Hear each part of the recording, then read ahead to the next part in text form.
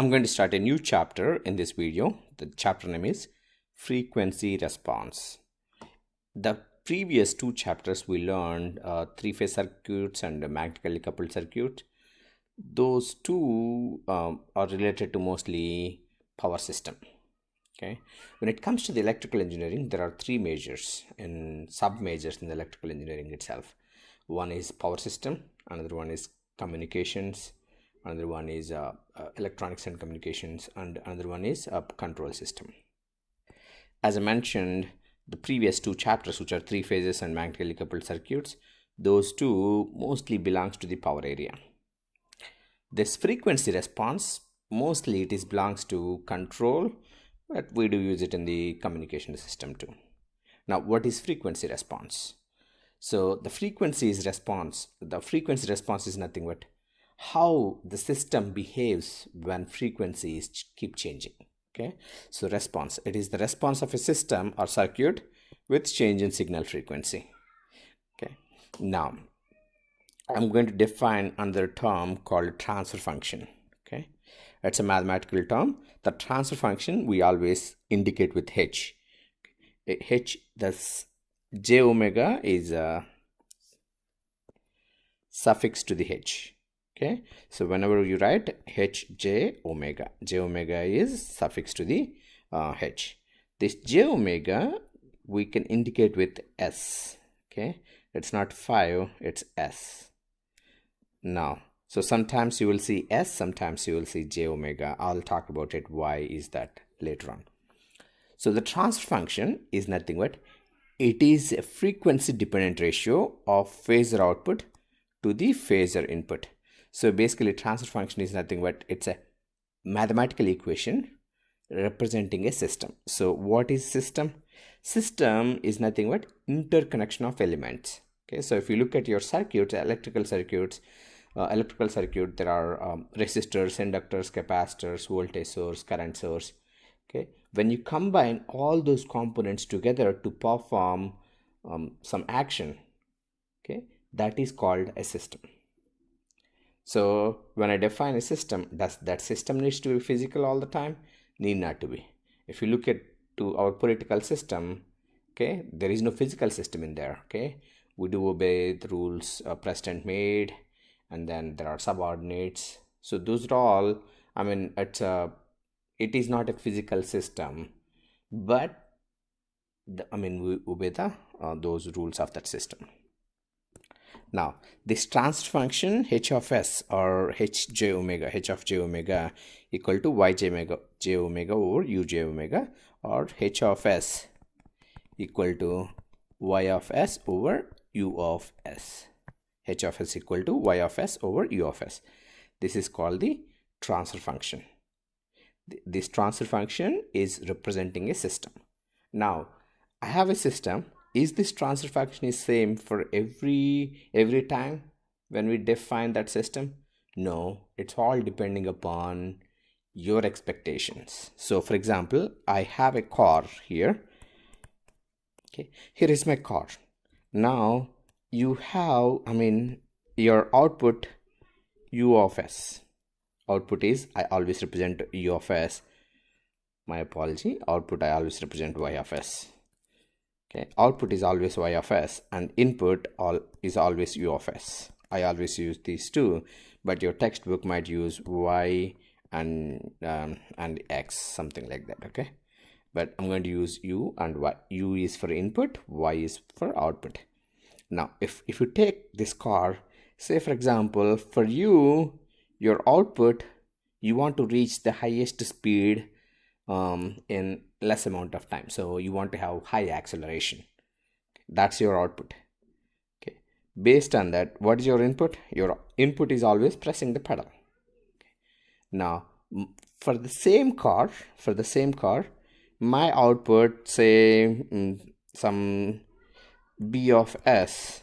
Here, my output is mileage. Okay. Here, my output is mileage. My input here is same, pressing the pedal, gas pedal. Okay.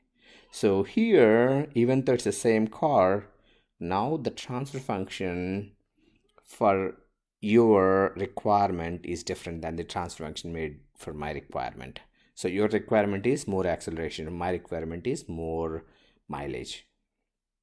Okay, so for the same system you can have multiple transfer functions.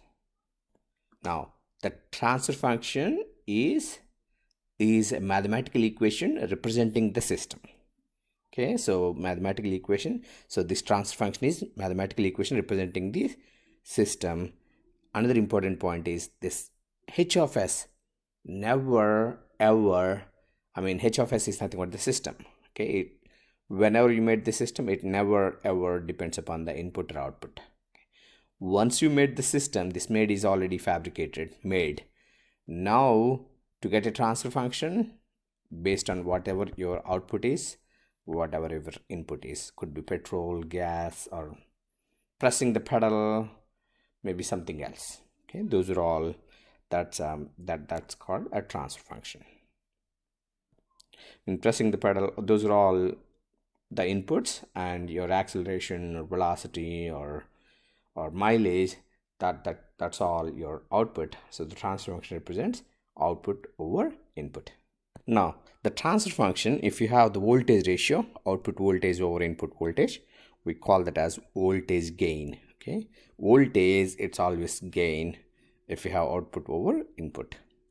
Now I mean, we call that as a gain. The gain may be more than 1, maybe less than 1. It's all depending upon, if your input is higher than output, then it's always less than 1. Your output voltage is higher than input, then it's always greater than 1.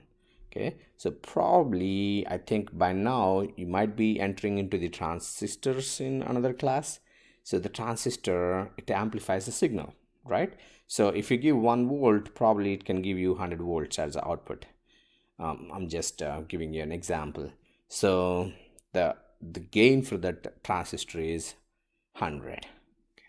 Same way, current gain is nothing but output current over input current, and impedance is nothing but output voltage over input current. So transfer function is always output over input. Okay, and h of s transfer admittance is nothing but y I over v, output current over input voltage. Now h of s, as I mentioned, it's a mathematical equation representing a system. Okay, h of s is nothing but transfer function. Instead of s, you might see h of j omega. Okay, both of them are same.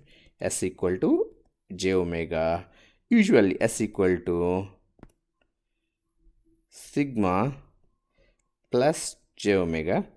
The sigma is, I'm going to take that as 0 because it is independent of frequency.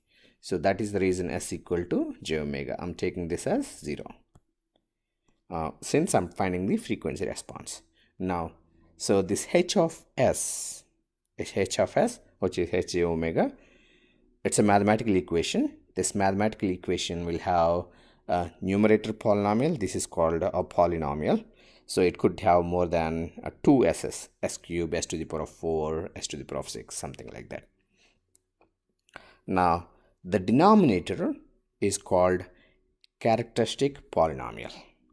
Now if I make the denominator equal to 0, s plus 6, s plus 7 equal to 0, we call this as characteristic polynomial equation. Okay, now what do we know? Why do we care about this characteristic polynomial equation? This characteristic polynomial equation represents the stability of the system. How did we get this transfer function? So I took a system, it could be your car or a simple circuit. I end up finding this transfer function. Okay, so in the next video, probably I'm going to show you how to find the transfer function from a circuit. So here I'm talking about, I already got this transfer function. So in the transfer function, this represent, the numerator is also a characteristic polynomial. So this characteristic polynomial represents zeros. What is 0? A 0 is nothing but how fast system respond with the change in input. That's what this numerator tells you. The denominator tells you whether the system is stable or not. Okay, the denominator tells you system is stable or not. So here, say for this system, I have s plus 6, s plus 7. So if I make s equal to, equal to 0, that's characteristic polynomial equation. I end up with s equal to minus 6, s equal to minus 7. Now, so if you take the xy coordinate system or xy plane system, so this is x-axis, y-axis, or we can call this as real axis, and this is imaginary axis. Okay, imaginary axis. Now, so this is j axis, that's the real axis. Now s equal to minus 6, s equal to minus 7. So minus 6 is somewhere here, minus 7 is somewhere there, okay? Because this is 0 plus 1 plus 2 plus 3 plus 4, j1, j2, j3, minus j1, minus j2, minus j3. Okay, so y-axis is the imaginary axis, x-axis is the real axis. So here, as long as this s values minus 6 and minus 7, they are on the left hand side of the imaginary axis, then that system is a stable system. If I have another pole saying that s minus 3 times s plus 6 times s plus 7 equals 0, so s minus 3, which is s equal to 3, if you have another pole right there, okay, now the system becomes unstable. Once we know whether that system is stable or unstable, now we can make the modifications and make it stable. Okay.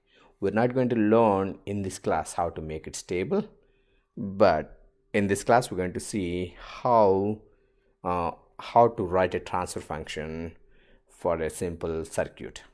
Okay, I'll stop this video here. In the next video, you're going to see I'm going to find a transfer function for a simple circuit. Thank you.